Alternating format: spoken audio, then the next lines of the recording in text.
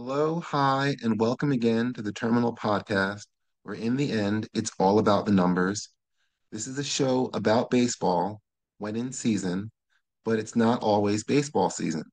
I am your host, and we are broadcasting high above Civic Center Station in downtown Atlanta.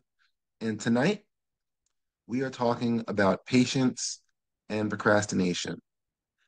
I've been procrastinating with this podcast for nearly a decade.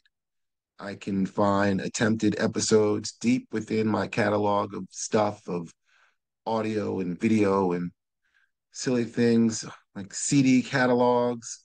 Those were distracting. They were. CD catalogs were as distracting as cell phones while driving around in vehicles. I can remember driving around Tampa in Ybor City in the stankin' Lincoln, searching for a proper bootleg of Get Rich or Die Trying by 50 Cent. I've been patiently waiting for a track to explode on, one of the many random rap lyrics running through my head. I intend to stuff rap somewhere in this pod, if for no other reason than it's the soundtrack of my life. Uh, I'm close enough to 59 to have felt insulted by the hoopla. I'm sorry, 49, because it was 50 years. I still feel insulted by the hoopla that's been generated by corporate America in deciding that hip hop is 50 years old.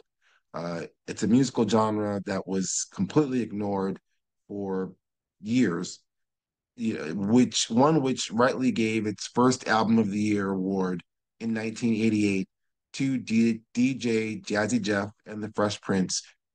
For parents just don't understand. That was the best rap album in 1988. Period. Uh, right around the same time, Tracy Chapman won Best Pop Vocal Performance for a Fast Car. Fast forward to today, and Chapman is being praised for a white man redoing her song, making it popular again, and joining her on stage at this year's Grammys. Uh, it was a touching moment. It's a touching song. The lyrics to that song are what is absolutely amazing. Meanwhile, another lyricist, Killer Mike, received 3 Grammys and did the blackest thing possible, which is get arrested after the show, oh, which is hilarious as we look at downtown Atlanta. I've been procrastinating and mispronouncing words, just procrastinating with this show, but have written about patience with my one true love, the longest love of my life, the New York Mets. Many of my recent columns have preached patience to a fan base that I'm suddenly much older than. And you can read it for yourself and much more about the Mets in Jersey Sporting News, the best of all New Jersey sports from high school to the pros wearing orange and blue at Citi Field. That's jerseysportingnews.com. I've been blessed to be able to write freely for them and to write about many other things, which means I get to detail why David Wright is the best homegrown Met in history and hopefully write about the lack of patience for what has been done for this team going forward. I mean, the season hasn't begun yet, and yet everything's the worst thing ever. I can always talk baseball, whether it's about the Mets or the sport in general, like the allure of billionaires to get the common man to carry their water and defend their spending habits. I've got ideas about regulation, like following what the English Premier League does in some form of fashion, and how regional sports is what all this is, and yet it went national. And the expectation is for it to be a national, even though it's still a regional sport. Uh, some of these are ideas that are best spoken out and researched as opposed to writing them out and researching it, because that would take more time and I procrastinate too much. Um, too many times have I started and stopped, including this past week, wanting to start this without actually doing the actual starting of it.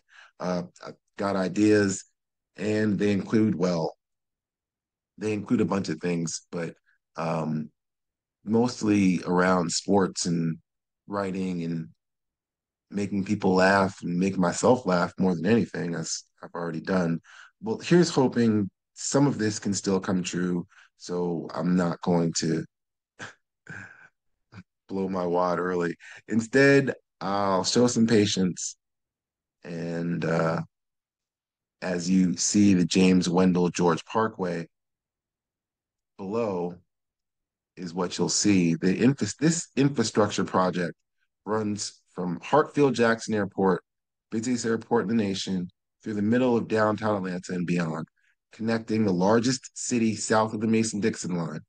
As you can see, it stays busy at all hours, and the road itself is horrible. Not this one, it's somewhat paved, but the roads around it and the roads of this city are just terrible. It's saddening because I drive all around this great city that I call home.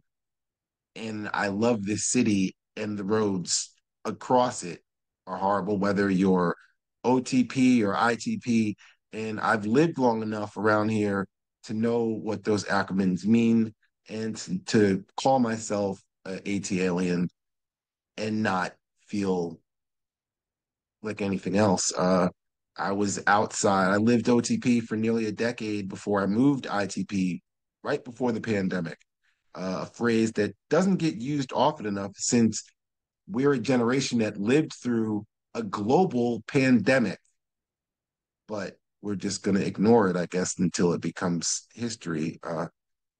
I'm getting sidetracked, but I'll procrastinate no more. Um, at my heart, I've wanted to do a radio show since Steve Summers and Smoozing SPRTS.